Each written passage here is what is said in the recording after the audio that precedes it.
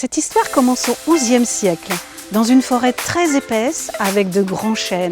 Elle s'appelle Vendrina et appartient à Pierre de Paray. Vendrenne n'est alors qu'une petite clairière.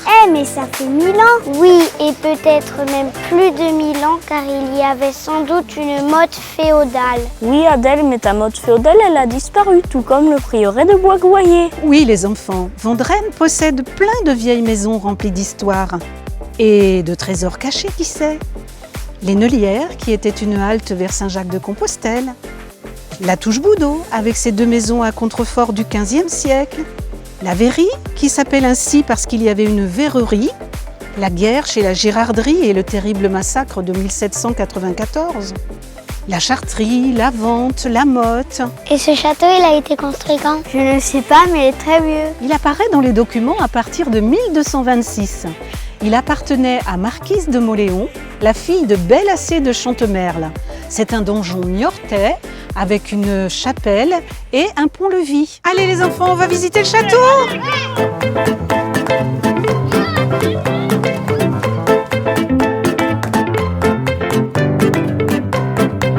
Venez voir cette drôle de pierre.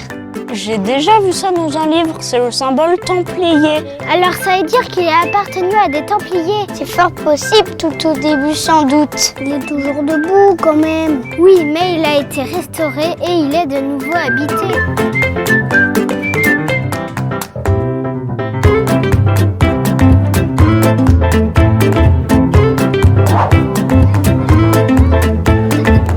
Allez, on s'assoit. On passe au 18e. Quels sont les rois de France déjà? Louis XV et Louis XVI. Et qu'est-ce qu'il y a eu sous Louis XVI? La Révolution. Oui, la Révolution. Les Vendéens se sont soulevés et les colonnes infernales de Turot sont passées à Vendrenne. Ils ont brûlé 82 maisons, le château et l'église. Ce fut une période difficile pour les Vendrennais.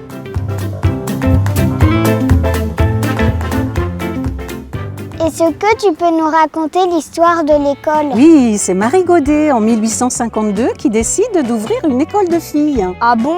Les garçons n'allaient pas à l'école? Si, les garçons iront à l'école un petit peu plus tard. C'est une école publique qui fermera ses portes ensuite en 1934. Jusqu'au jour où l'on décida que les garçons et les filles pouvaient bien aller à l'école ensemble. Moi, filles et garçons ensemble, ça me convient. Et on pourrait peut-être parler du train. Ah bon, il y a eu un train à Vendrenne? Oui, avec une gare. Oui, un train. Il passait à l'emplacement exact de la mairie. Il a été mis en service en 1900 et il s'est arrêté en 1934. Et ce sont les Allemands qui ont enlevé les rails pour en faire des canons. Ah bon, les Allemands sont venus à Vendrenne pendant la guerre? Oui, les Allemands sont passés plusieurs fois à Vendrenne. Et en 1940, ils se sont arrêtés une dizaine de jours. Ils ont réquisitionné des maisons pour les officiers. Et l'école a servi de cantine pour les soldats. C'était qui, Jean Yol? C'était un écrivain, mais avant il avait été médecin. En fait, il s'appelait Léopold Robert. Alors pourquoi Jean Yol? Parce qu'il était médecin à Soulan. Et comme c'était le Marais, il se déplaçait en barque qu'on appelait Yol. Jean Yol était son nom de plume. Il a été maire aussi, je crois. Oui, maire de Vendrenne, de 1936 à 1944, et sénateur de la Vendée. C'était un personnage important et c'est pour cela que l'on a donné son nom au collège Jean Yol aux Herbiers et à la place Jean Yol à Vendrenne. Bon, et si on allait voir Marcel maintenant? Bonjour Marcel. Ah, bonjour les enfants.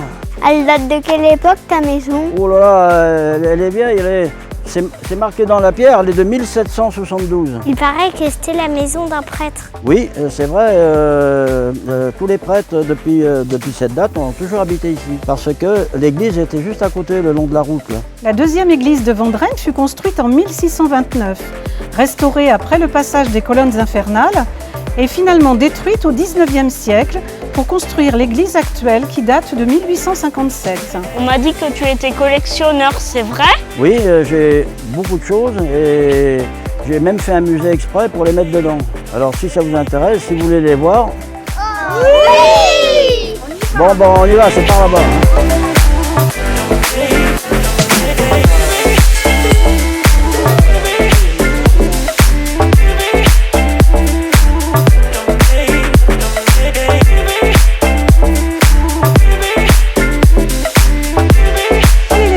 passé une belle journée. On va aller prendre le goûter maintenant.